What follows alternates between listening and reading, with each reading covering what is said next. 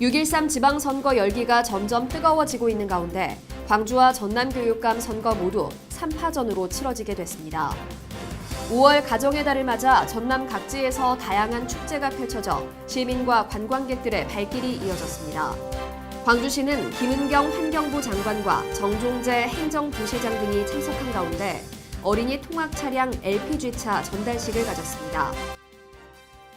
시청자 여러분 안녕하십니까? DBS 광주 전남권 뉴스입니다.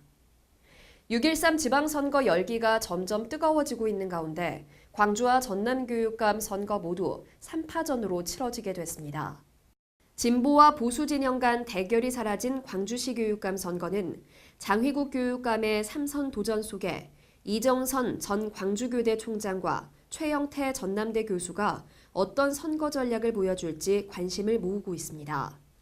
3명의 후보 모두 교육 혁신을 전면에 내세운 진보 성향의 후보들로 장 교육감의 3선 저지를 위해 이정선, 최영태 후보의 전력 투구가 예상됩니다.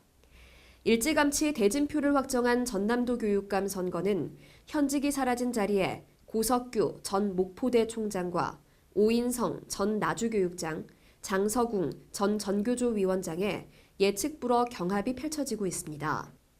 세 후보 모두 진보 성향의 후보들로 이념 논쟁은 없는 대신 절대 강자 없는 혼전이 예상됩니다. 지역 교육계 관계자는 교육감 선거가 본격적인 궤도에 오른 만큼 흥미로운 대결이 될 것이라며 지난 교육정책 평가와 함께 새로운 방향을 찾을 수 있는 정책 선거가 이루어져야 한다고 말했습니다. 5월 가정의 달을 맞아 전남 각지에서 다양한 축제가 펼쳐져 시민과 관광객들의 발길이 이어졌습니다. 올해 52회째를 맞은 여수 거북선 축제는 충무공 이순신 장군의 숨결이 살아있는 이순신 광장과 종포 해양공원 등에서 열려 다양한 볼거리를 제공했습니다. 특히 임진왜란 당시 상황을 재현한 통제형 길놀이와 수군 출정식을 생동감 있게 선보여 좋은 반응을 얻었습니다. 올해로 21회째를 맞은 2018 완도 장보고 수산물 축제는 대한민국 청정 바다수도 완도에 수산물 판촉 프로그램을 강화해 눈길을 모았습니다.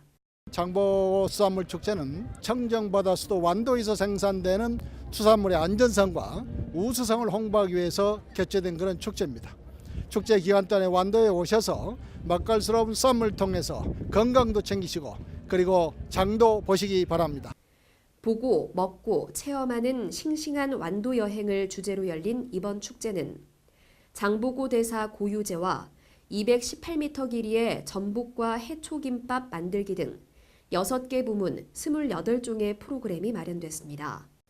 축제 기간 완도항에는 5만여 명의 관광객이 다녀갔으며 특히 행사장 내 전복 할인 판매 부스는 사람들이 몰려 수산물 홍보와 지역경제 활성화에 큰 도움이 됐습니다. 광주시는 김은경 환경부 장관과 정종재 행정부시장 등이 참석한 가운데 어린이 통학 차량 LPG차 전달식을 가졌습니다. 광산구 선우유치원에서 열린 전달식에서는 어린이 통학용 LPG차 모형판을 전달하고 희망나무에 그림 걸기 퍼포먼스 등을 진행했습니다.